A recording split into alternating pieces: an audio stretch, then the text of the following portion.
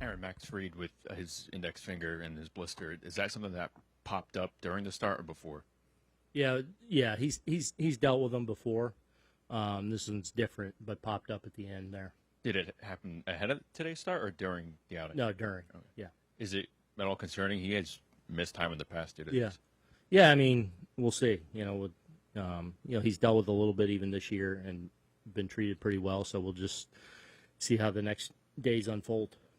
What made Boyd's fastball changeup combo so difficult?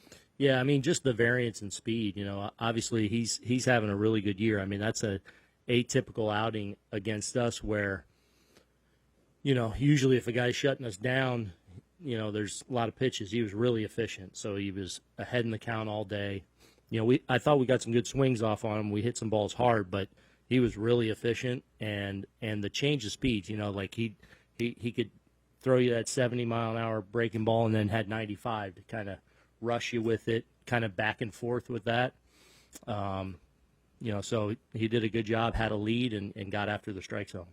What do you feel is leading to the mistakes from Loizaga being punished? Yeah, I mean, because today was so good too, and it's the one pitch there, and I mean that's.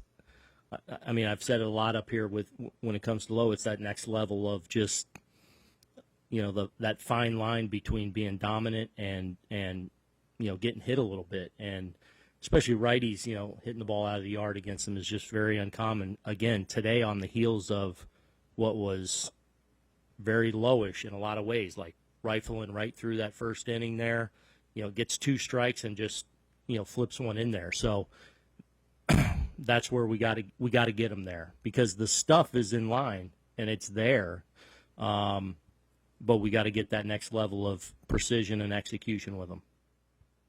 Brendan. Not in any way trying to make light of it, but don't really know how to gauge blister severity. Is it a big one? Is it scary? Yeah, I mean it's a good one. Like he definitely had to come out. Right. And is this significantly worse than what he's dealt with throughout the year, or was he able to tamp it down? Yeah, we'll see. Joe.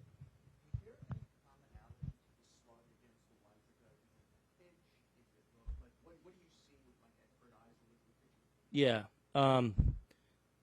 Look, righties and lefties for Lowe different. Like when he's at his best, like righties are really struggle against him with that sinker and stuff. There's been a couple righties. Arozarena got him out the other way on a sinker out over that he didn't get kind of where he wanted. He jumped him first pitch. This time it's a 2-strike, and he just kind of rolls in a breaking ball that sits there on a tee a little bit. I don't think it was like a spinner or a bad one. It's just location, more in line with a hanger. So,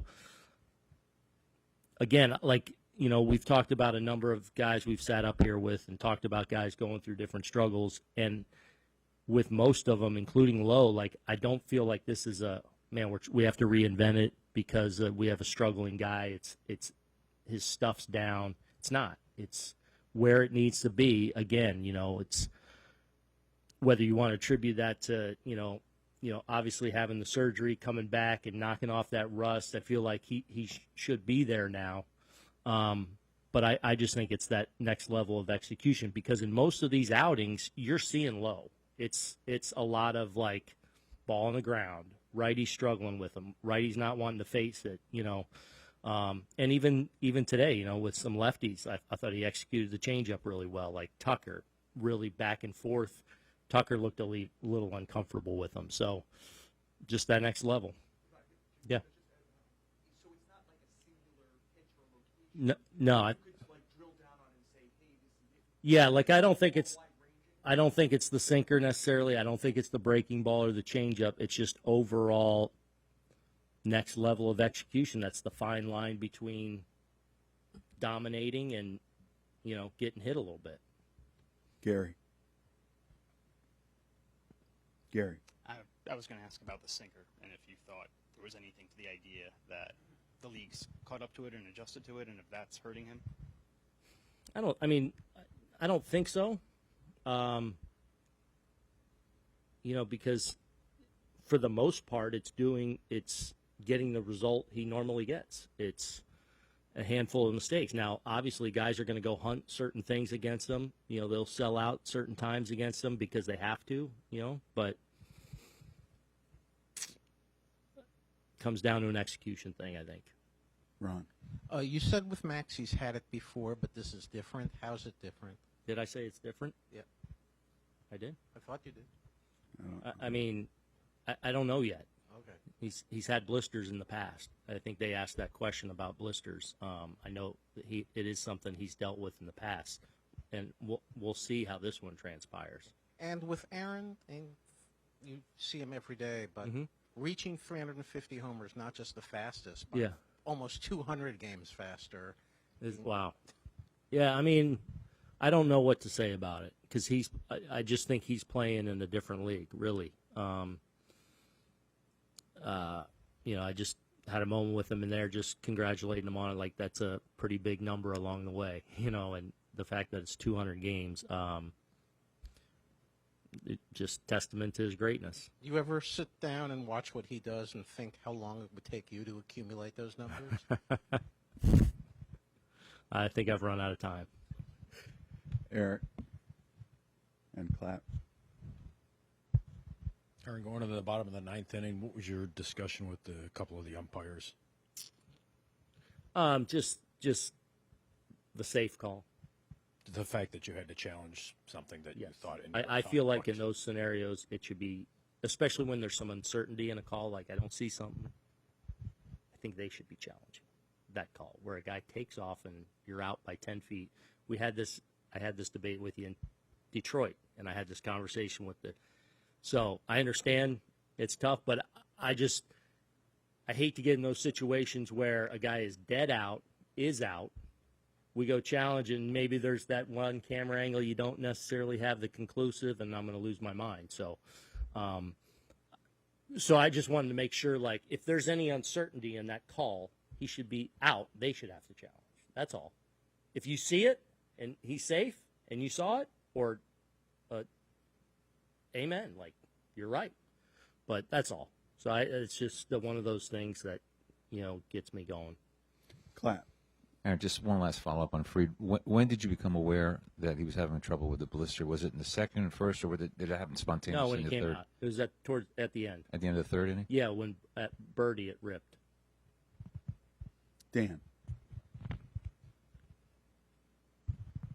What was the catcher's interference situation going on there with Wells? You know, there was no Stood. right, but what were they? I think they were that he touched his foot. Oh, okay. And with Fried, you know, his last few starts haven't been as good. Mm-hmm. Was there anything going on, not necessarily blister wise, but was there anything health wise or any indication of this coming on before today? No. Again, he's had minor things where, you know, he's had to recover between with maybe a blister here and there, but no, I think today he was just I thought stuff wise and like he was kind of electric with his stuff. I think he had a little bit of a hard time harnessing it early, and so the strike throwing wasn't there to what it normally is. So this, you know, I thought the stuff was good. It was just finding that location and finding the command that was a struggle today. I would say that it was literally just one pitch. It was the second to last pitch to Birdie, and it was just threw the fastball, and I kind of felt it go, and you know, threw the changeup with the next pitch, and was able to get out of the inning. These issues have cost you time in the past. Do you feel like this is severe based on your past experiences? I would say it's early to tell. You know, good thing is we have the break and being able to try to do as much as we can. You know, as far as timelines, I don't know exactly, you know, how this one's going to shake out. It's a lot of the times you just have to see how it starts healing over the next couple days. Before the blister became an issue, did it feel like you were searching for pitches early on in the start? Yeah, I mean, I was bad. Like I just wasn't good. You know, not being able to execute pitches and you know, get outs when I needed them, and you know, just kind of it was just unfortunate timing that I was grinding, and then you know it popped up at the end. I don't want to, especially if I'm grinding, going to be out early in the game don't want the bullpen to have to wear it. So it's just frustrating not to be able to cover as many innings and be able to stay out there. Will this prevent you from going to Atlanta? Sorry? Will this prevent you from, since you got to take care of the finger? No, I'm still planning on going. Max, when you've had blisters in the past, once they pop up during the season, does it become hard for it not to reoccur once it's in a season and it's really an off-season thing? In other words, once you have it, are you more likely to have to deal with this a lot again? I would say that it's kind of just each case is its own, it's its own thing. Sometimes it is, but more times than not, you just let the skin heal, and then normally don't have too many issues. You had said in December that a lot of it in Atlanta was the humid, hot weather. Yeah. Was that the same thing here with the heat the last few weeks and the sweat causing it? I mean, it was. I would say it wasn't the hottest game that we've had all year. Definitely, on the warmer side, and don't necessarily know exactly why, but yeah, it's definitely frustrating. Were there any signs of it before it just popped? No, it was literally just one pitch, and I felt it. Max, that in the past, when a blister would pop up, would that immediately get you out of the game, or would you try and pitch through it? I'm just surprised this one is more severe. Yeah, no, I mean, it's not. It's every kind of like I said before. Every case is its own thing. Definitely didn't want to do too much where I wanted to catch it hopefully before it became a real big deal. Definitely was uncomfortable enough to the point where didn't want to risk more, and it was going to affect my pitches. So just the next couple of days are going to be big in just being able to evaluate on how long I need. Is you said the second to last pitch you felt it go? You mean you felt it rupture on that second to last pitch, or do you just felt its presence? I felt it basically. There was no blister, and then after the pitch there was blister. Is there anything that treatment-wise is done for this, or is it just the skin heals on its own? Skin heals. There's different creams and modalities and things that we can do to try to help speed up the process. But at the end of the day, it's just letting the skin heal. In the stories in history like Nolan Ryan and Pickle Bryan, is that old wives' tale, or is there anything? I've tried a little of everything. Every wives' tale, every piece of equipment that has been available. I'm willing to try anything to try to just speed it up and try to keep it away. Max, most of this first half you were dominant. It's been not as sharp these last few slows. You've carried a big burden as far as being in innings. Do you think that part of this is a big innings number, or pitchers have lulls during the season?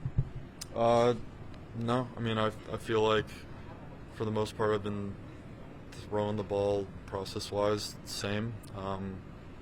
Some over the last couple is just some unfortunate timing on runs and home runs, and today was facing a good team that was battling, and it was just one of those grinds. But it's a long year, so I still like the way that I've been throwing the ball, and I'm excited to get back out there in the second half. By 192 games, that wide of a margin. When you hear that, what comes to mind?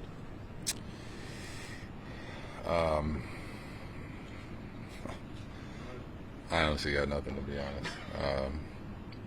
It would have been great if we got a win today. You do something like that, but I've been surrounded by a lot of great teammates, been on some good teams, so they've really put me in the best position to go out there and perform at my best. So, it's really just a shout out to all the teammates I've had over the years. What made Matthew Freed come out after just 3 innings? Just what's your reaction? You see Freed come out, just what he meant to you guys? You just hope nothing serious is going on.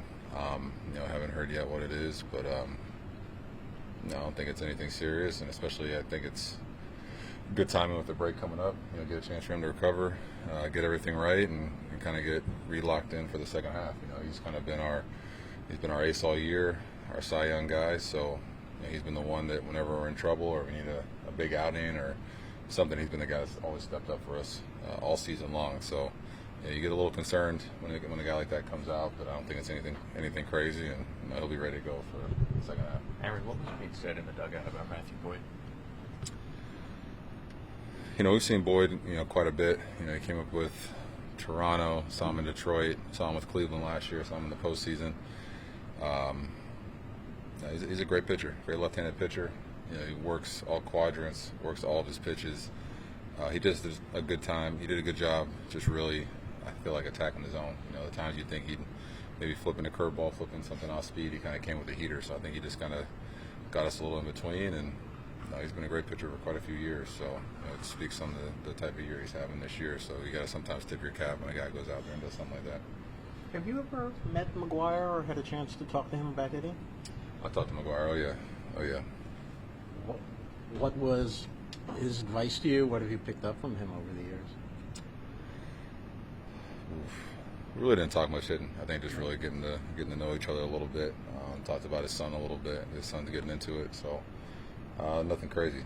Big Mac did a lot of great things in this game, and he's definitely a legend. So it's cool when I got the opportunity to kind of meet him and talk with him on the phone a little bit. So he's a special one, that's for sure. How did that come about, meeting him and getting to talk to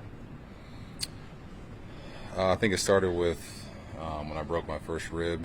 I think his son was kind of going through the same thing, so he's first asking how did I heal, what do we do? So I kind of gave him some tips on that, and then we just kind of chit-chatted a little bit and kept in contact. So he's been great. He's been great over the years.